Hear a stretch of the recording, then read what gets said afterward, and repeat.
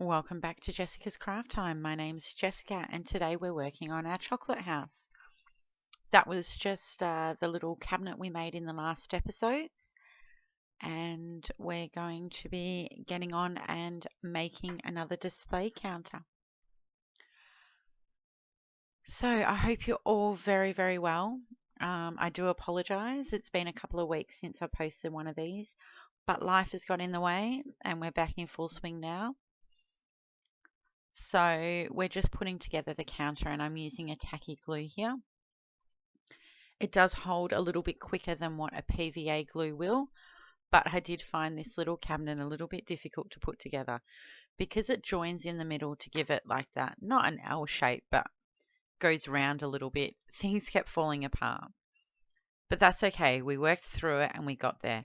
I also apologize if I go off screen. I'm working with a new table, so I'm just still playing with my setup and trying to find all the right spots for it. So, hope you're all well. Welcome to all the new subscribers on my page. I'm very thankful for each and every one of you for hitting that subscribe button, and I hope you enjoy the content that I make. This is a miniature room. If you haven't seen an episode before, you get the kit, and I'll have the link in the description below of where I purchased the kit from. And you get everything you need to make it, with the exception of tools to help you and glue. So I'll talk a little bit about that later, about which glues and tools that I like and what I recommend that you'd need to get started on this. Now, I do find when you're putting furniture together, the more you play with it, the more it falls apart on you. So I just need to get this one glued together and moved out of the way and on a tray. You can just see the tray in the corner there, and you'll see me bring in a tray from time to time. These are green trays or green boats that I get with diamond painting, and I find them amazing for putting together and sorting little bits and pieces on my miniature rooms. We're just creating the top of the little cabinet here, and it's got a little bit of an acetate cover over it, like to represent the glass of a display cabinet in a cafe or wherever you went and bought food, a bakery or a chocolate shop, as we're creating here.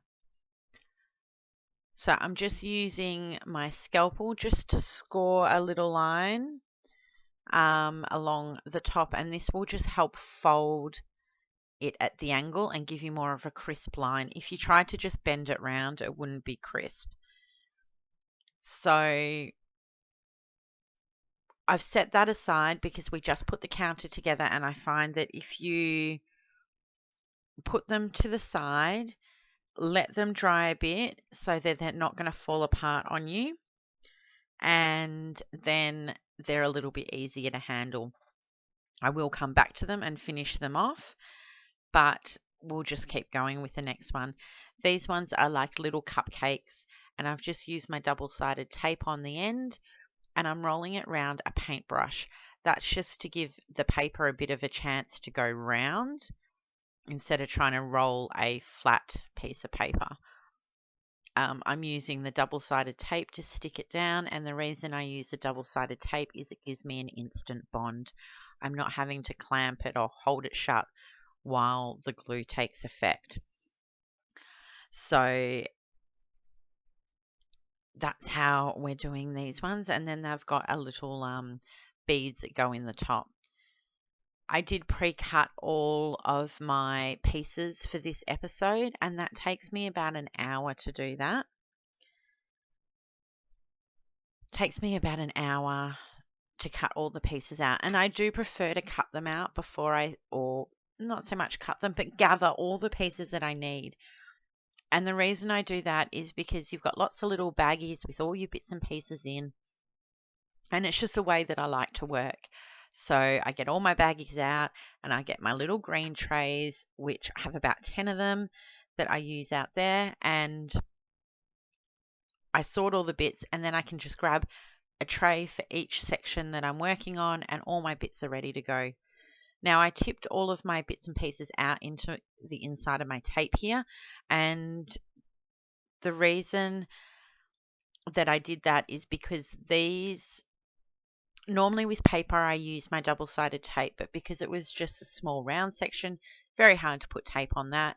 So I had to use my tacky glue, and I wanted to construct them on the tray that I could then just pick the tray up and move it without disturbing them, off to the side to dry a little bit before we needed them for a step later down.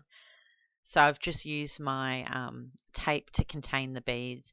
I could have poured it into a different tray, but at this point I don't have a spare tray out here because they're all holding parts for now. So we're just working on the little cupcakes. They're so cute. It's just the paper with a big bead, like a big wooden brown bead, and then a small little seed bead in the top. Now this episode that we're doing today has quite a lot of paperwork. It's not my favorite. I don't mind doing it with these little bits, but it's just because we've got lots of little chocolate boxes and things. So here I'm actually just using, it's a tool from Stampin' Up, but you can just use anything that's got a little bit of a point on it. And I'm using a metal ruler rather than a plastic ruler, just so you don't gouge or scrape any bits of plastic out of your ruler. And I go along and score all the sections that need to fold on your paper pieces. The reason why I score them is because it makes it a lot easier to fold and get more of a straight line on your paper pieces. They're very fiddly, they're very little, so that just gives me a little extra bonus. I tend to fold all my pieces up and then assess where the tape needs to go and then start cutting the tape.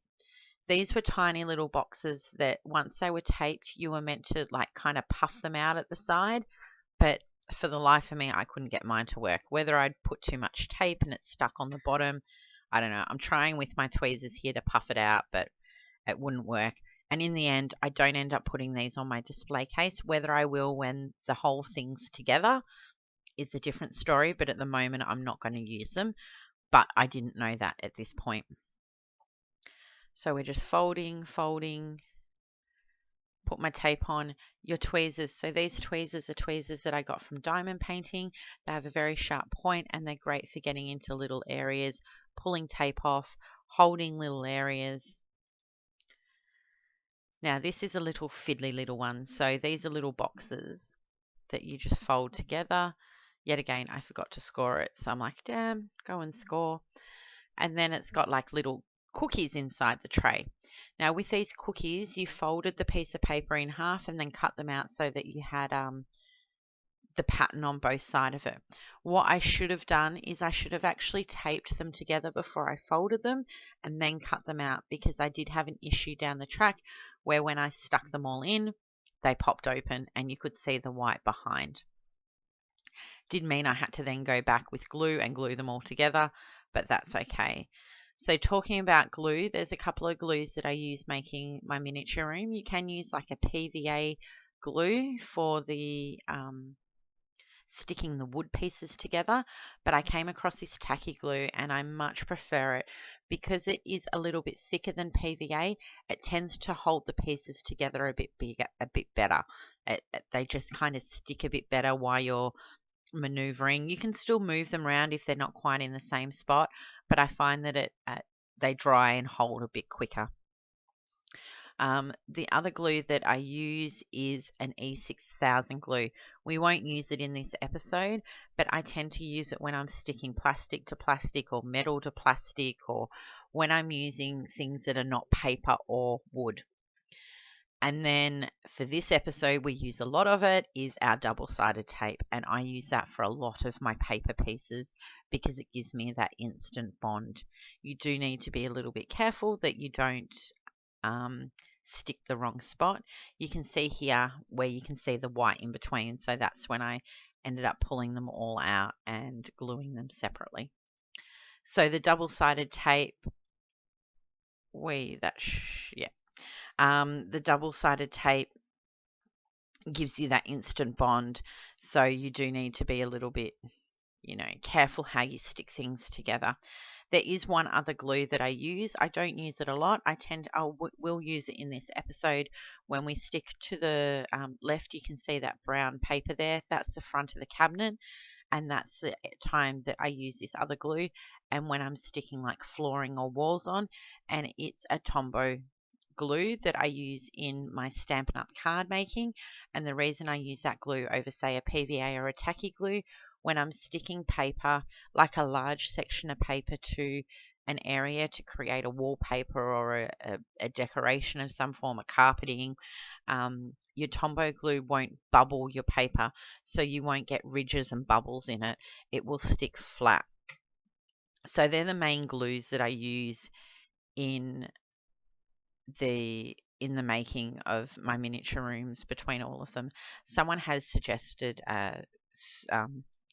super glue I have used, but I stick it to my fingers. My fingers stick to fingers and stick to other things, and I really, really don't like using super glue. Someone suggested using a hot glue gun, which I haven't yet done, but we might use it for something down the track. So this is another little box that we're putting together, and these have little heart-shaped cookies. And yet again, this is where I said I should have put the double-sided tape on before I cut them out, because I'm now having to go back and glue each one, and then they get sticky and stuck to your finger. As for other tools that I really recommend that you should get or use when you're doing a miniature room, that I've found is my go-to and my things that make it easier. First off, a packet of baby wipes, or some sort of cloth that you can wet that you don't mind if it's covered in glue. Because you're dealing with fine little bits of pieces, you get glue on your finger, you get glue on your tools. The baby wipe I find is really handy just to quickly wipe my tools off, wipe my fingers off so they're not sticky. If you've got glue on your fingers and you try to pick something up, it's likely to stick to your finger and not want to go where it wants to go. Baby wipe, must have, love it. I also use my patty pans. You can use a scrap of paper, whatever you've got. I've got some patty pans that I don't see me using for their intended purpose, so I keep a stack of them out in my craft room. And I don't just use it for one episode. I'll use it over and over again, and I find it's handy just to put the glue on and then use the glue from there. Once it gets too caked with dry glue, then I throw it out and get a new one. But what I also use with it is a toothpick. The toothpick is really handy, and you saw me use them before, just for picking up fine bits of glue and putting them in tricky spots or little spots or wherever they are. The other tools that I use are my tweezers. I have two pairs of tweezers. I have my pointy tweezers, which come from my diamond painting, and I have another set of tweezers, which you'll see me use a little bit later on, and they're like sort of reverse. I don't know what they're called, but you have to squish them to open the prongs, and then when you let go, they clasp on. So they're really good. I use it to put glue on the back of something, so I was able to pick it up, and you don't have to keep holding your fingers shut to keep the item in there. It just clamps it for you. So they're the two pairs of tweezers I use. Scissors are another must-have. There's two main pairs of scissors that I use. I've got the ones here that have a bit of decorative double duct tape on them, and they're the ones that I use for anything cutting glue, anything messy. And then my fine point tweezers I use for cutting paper. So I'll come back to the tools in a second. I'll just explain what we're doing here. These are two little bits of wood that we're going to create little platters with beads on that represent like little cakes and slices. So yet again, tweezers are really handy, and when you're doing things like this, you'll find you'll have to wipe your tweezers quite regularly because you'll get glue on them. That's what I'm doing when I sort of move my hand off to the left there. I'm just cleaning the tip of my tweezers because I've got a bit too much glue and the beads are sticking to the tweezers and not where I want them to. So some other tools that I use, we've got the scissors, the tweezers, my green boats, and they're from my diamond painting as well. Really, really handy because I like to separate all my pieces that I need for each step into my green boats. I find them really handy to hold the beads, to do what I'm doing here because we're creating quite a few small pieces. I'll actually build the piece in the boat or the tray, and then I can pick the tray up and move it without disturbing the pieces. I can move it off to the side, let it dry, and use it again. Love, love, love them. See, I'll grab another one. I'll stack them all in there, move them, and we're done. It takes about an hour or so for me to do a page worth of prep work, and then it takes about an hour to actually put them all together. So to do a double-sided page or one particular item like this, because it's got quite a lot of fiddly things in it, it takes about 2 hours. So if I've say set everything up, that I've got all my pieces out, and then I need to use my desk for something else, I'll slip those little green boats or trays into a Ziploc bag, and then I can move them to the side. The other one that I use, the lid that I just moved then, they're just like little snap containers, and they had erasers in them, and I use them for some like little gifts. So I move, they're really good too because you can seal them, and if you move them around, things aren't going to spill. So the beads that I've used in a fair bit of this, these came in like a sealed plastic bag. I cut the bag open and I've tipped them all into that container, and they'll stay in there for now until we finish the project. The ruler is also a really handy one. I use a metal one just because I sometimes use a scalpel to cut things out with, or a craft knife. And if you're using a metal ruler, you're not going to gouge the edge of your ruler. And my pointy tool, this is a picker tool, I think they call it. It's a Stampin' Up tool. It's got like a waxy thing, a bit like a diamond painting pen at one end, and then the other end has the pointy tool that I score with. If you flip that tool over, it has just like a flat palette knife. So they're the main tools that I use when I'm doing my little miniature rooms. Another really good one is a little bin. It doesn't actually have to be a bin, but a little container or something. I have a collapsible bin that hangs off my desk, and it's a godsend. It means that I can drop everything into it and I'm not left with a mess on my counter with all the little bits and pieces. It's not so much when you're building them, but when you're cutting them out, you have all sorts of bits and pieces everywhere. And a bin or a container, anything to be able to put your scrap or your rubbish into, you'll find really handy. So here we're just creating some little boxes again. I've done the same with all the other boxes, just fold them, score them, and glue them down. This is going to create like a little lollipop thing. The top of it has some holes in it, which I used with my little pointy picky tool, and they've got wires. So I'm just sorting the wires into their different sizes, and I'm going to put some glue over the top of this.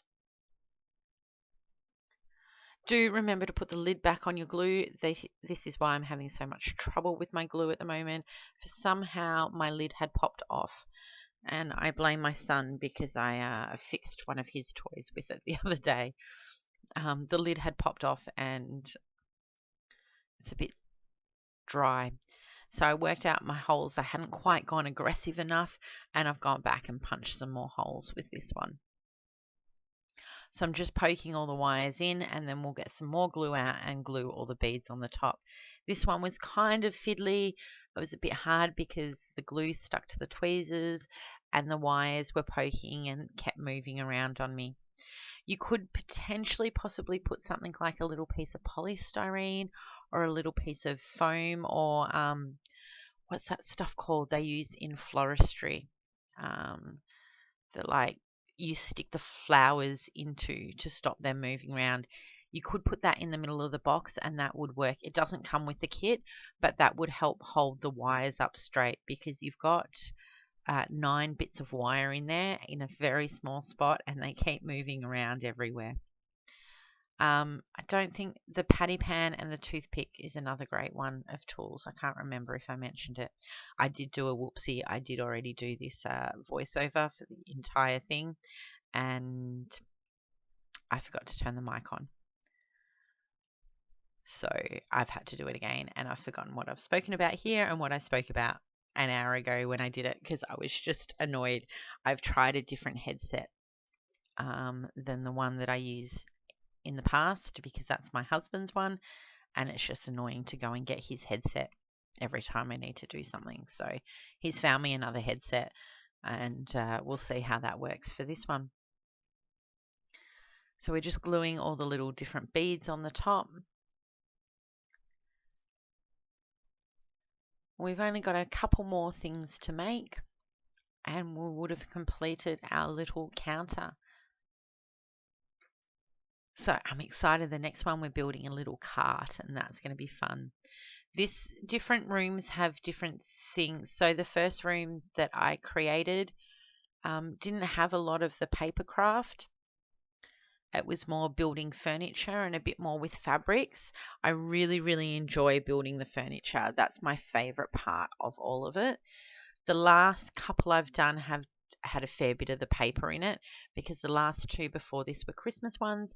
And of course, you can't have a Christmas room without presents, and the presents are all made out of paper. And this one will have quite a bit because it's a chocolate shop. It's you're making little chocolate boxes and lollies and cupcakes and cakes and bits and pieces. So yeah, the first two rooms I think I didn't have much in the way of paper. It was more building little bits of furniture and things like that. So what are we up to here? We're going to put the front on. Now this is where I use the Tombow glue. And I don't know what went on with my glue. This doesn't normally happen, but I squeezed it and it just like came out everywhere. Now the thing with Tombow glue is it doesn't dry completely. What I mean by that is that it will always be tacky. Once your paper's on, you'll never know. It is good because it's a liquid glue, so it gives you a little bit of wiggle movement if you haven't quite got it in the right spot. But I do love it because it's not going to bubble your paper. If I had done that with a PVA glue, where the glue was a little bit thicker, it would have bubbled a bit. So we're just going to create the top of the top of the display case. This is where I'm struggling with my glue, doing my head out. Don't leave the lid off your glue. I highly, highly do not recommend you do that. So I'm just grabbing my toothpick because I just want a smidgen of glue on there. I don't want much. If I have too much, it's going to bleed and bubble, and you're going to see it on the acetate.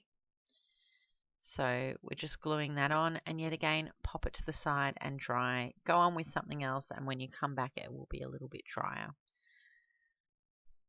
So this is our second last thing we're going to make, and it's just a little box of chocolates. So the same thing, score all your lines. I really recommend you do that. It will help you in folding all your bits of paper. And you just need something with a point. You can use an oar. You can use, you could probably even use a pin. You just want to make sure when you're pressing down to score, you're not pressing too hard. You don't want to cut through that paper. You just want to give it a little bit of a score so it makes it easier to fold and get a crisper line. And then I'll come back with my double-sided tape, which is my all-time favorite when working with the paper crafts. Excuse me. And tape it back together. And this just sits inside itself. So what we're doing is we've been creating all the lollies and treats that are at the counter. I did make a mistake with the one that had like all the lollipops. I didn't realize until I went to glue it down that the bottom box actually had like a logo on the front of it, and I glued all my bits in the wrong way. That's okay. Like I said before, this is handmade. Handmade is not meant to be perfect. If you want perfect, go to the shop. If you want something that has a little bit of character to it and does have some of those little imperfections, that's where you're looking for a handmade item. A handmade item is made with love most of the time, and there's going to always be little imperfections in it. And at the end of the day, you're the only one that's going to know that something isn't going to be completely right. No one's going to sit and go through the instruction booklet to make sure that it's exactly perfect, unless you're entering it into a show or a competition. But if it's just for yourself or a gift, No one's ever going to know. If I don't end up using the chocolate boxes on the top, no one's going to ever know that they're not there.